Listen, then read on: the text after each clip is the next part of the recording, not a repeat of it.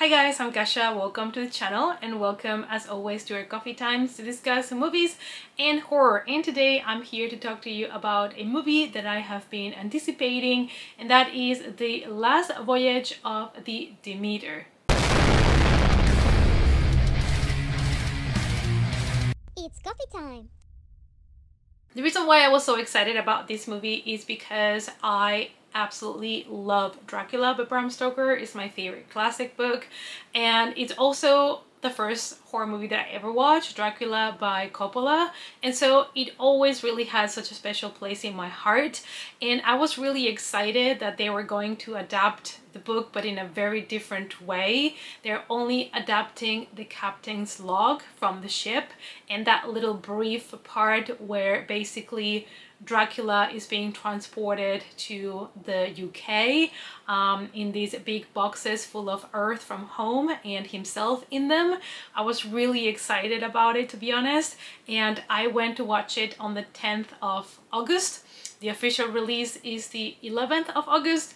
And the room was kind of empty, but I hope it was just because it was summer and, you know, people around summer have a lot of holidays, because I hope that people support this film. Anyway, today we're here to talk about the movie, as always, spoiler free, so I can give you my thoughts on it and recommend it to you or not. So let's start. This is an American supernatural horror film directed by Andre Uvedal, and he is also the man behind The Autopsy of Jane Doe, which is also one of my favorite underrated films, and also Scary Stories to Tell in the Dark that I enjoyed, and he worked together with Guillermo del Toro in that one to kind of develop the creatures. So Dracula is a novel from 1897, and the director decided to take one of the chapters that is a captain's log in order to develop this story, and I can see totally the appeal on that story. We have seen Dracula reimagined and redone over and over again, but nobody has quite done Dracula like this before, in a ship, and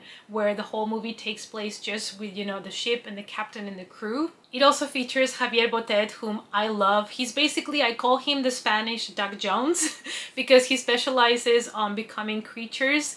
He was in movies like Crimson Pig, he was in It, he was in Polaroid, Slenderman, he was in Insidious: The Last Key. I mean, he's been in also in some Spanish horror movies, I think in a couple of the Rec franchise as well.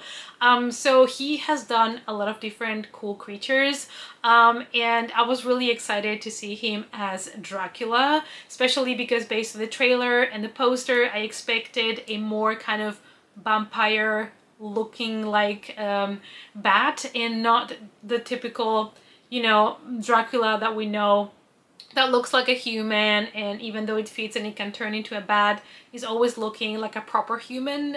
This one looked more like a creature, and I was really excited to see what they did with it, especially Javier being the creature. Based on a single chilling chapter from Bram Stoker's classic novel Dracula, The Last Voyage of the Demeter tells a terrifying story of the merchant ship Demeter, which was chartered to carry private cargo, 50 unmarked wooden crates, to London. Strange events befall the doomed crew as they attempt to survive the ocean voyage, stalked each night by a merciless presence on board the ship. When the Demeter finally arrives off the shores of England, it is a charred, derelict wreck. There is no trace of the crew. This is a movie that basically brings us an isolated scenario. So we have a ship and the crew. So for the majority of the film, you're going to have a very reduced amount of actors, of main characters, and I thought that this would help to give the characters a lot more depth and background, but they didn't have so many layers to them. I felt like the characters had a couple of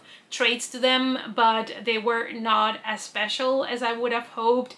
We have the captain, who I think did an amazing job. It is a very experienced captain. He has been on a ship all his life, and this is going to be actually his last trip on a ship before he retires, and what a trip to be your last. Then we have Clement. He is a graduated doctor that is trying to get back to London, so he manages to find a way to join the crew of the Demeter. I'm guessing he's gonna regret it afterwards, but he really tries to get in the ship. Then we have Anna, who is a stowaway that is found on the ship, and who has a very important part to play as well in the story. So the captain, Elliot, as I've said, has a lot of experience and he has already seen it all, so there's not much that is gonna scare him.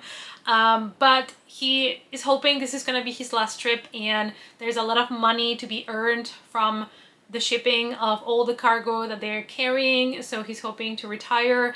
And he also has his grandson with him. Javier Botet is in charge of bringing us the evil incarnation here, Dracula himself, which when it comes to looks is very similar to the classic Nosferatu or Toby Hopper's Salem's Lot. The movie doesn't take too much time at the beginning to go through the characters and explain a little bit where they're coming from and their personalities. The movie does kind of jump quite quickly into action, which I was surprised. I was expecting that they were gonna take their time in order to start revealing, you know, Dracula himself. So what happens is that you don't have maybe as much time as you would have hoped to really get to know the characters. The idea behind this movie, I think, is brilliant. I think the fact that they took this specific chapter of the book and isolated it to turn it into a movie is a great idea. It almost felt like, you know, like Alien but in a ship. So you have like this isolated crew and you have a creature that's coming for them that is going to target them like one by one. Every night there's this danger there in the ship, almost like Alien. So I just love the idea for this movie so much, and the concept. The way that the movie is shot, the way that the atmosphere is, it almost felt like a period piece, and I think they did such a good job at creating a fantastic atmosphere. The script is quite faithful to the original material, which I was really happy to see as well as a lover of Dracula, the book. So if you've never read the book, it might be something new for you, but the truth is also that when you go and watch this movie, you kind of already know the outcome because you already kind of know what happened.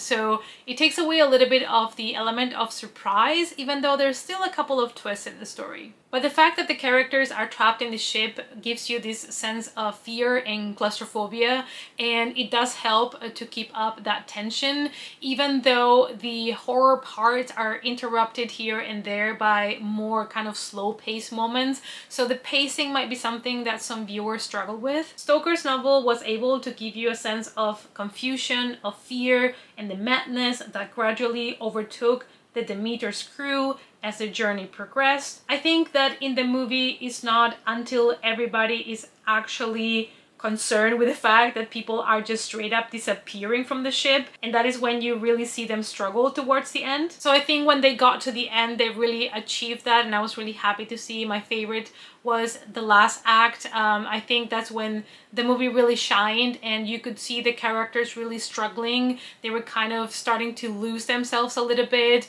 They were in fear, and it was a little bit more chaotic. There was a lot more tension, and the movie was quite dark, and I really enjoyed that third act. I think that's when it felt a lot more like this little chapter in the book. You can see that the director has progressed a lot as a director.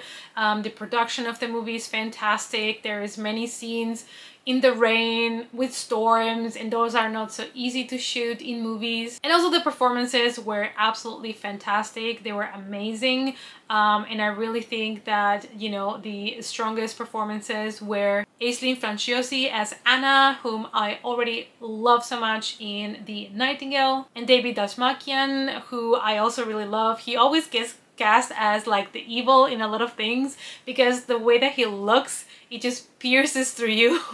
And I think he was one of the best in this movie as well. The horror in this movie was quite interesting because there were so many moments that were so creepy and intense and unsettling, and it's those kind of moments where you know there's something in the shadows lurking. You kind of see it but don't see it, and some of the horror was really effective for me. They managed to create a lot of atmosphere with the fog and the ship, and it is a story in which basically your worst fears come alive at night, and during the day it's a little bit more quiet. It felt at times like a throwback to the Hammer horror movies or the Universal monsters kind of thing, and I really dig that vibe, so it really worked for me. But I think some people are gonna struggle with the movie if they're looking for a straightforward slasher creature or a movie that is a lot more action-packed, because it doesn't really get intense until the ending. For me, having this crew kind of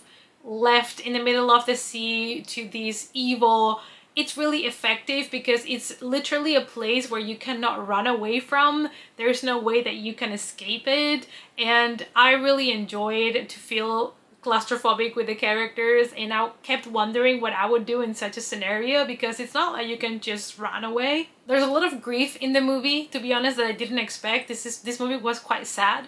There's a lot of darkness in the movie, and there are some decisions that are made about what happens to a specific character that I didn't think they were gonna do, because movies sometimes, like to this level, of this caliber, they don't take such risks, and I love to see them do it, and it worked really well. It was really impactful. Dracula himself, you know, the creature, could have used a little bit more personality to him, but I really love to see the character. I love how they combine practical effects with some visual effects added in post, and I don't know, it really worked. Every time the creature would come, I just loved it. He was so cute and adorable. Like the teeth and everything, it was just so cute.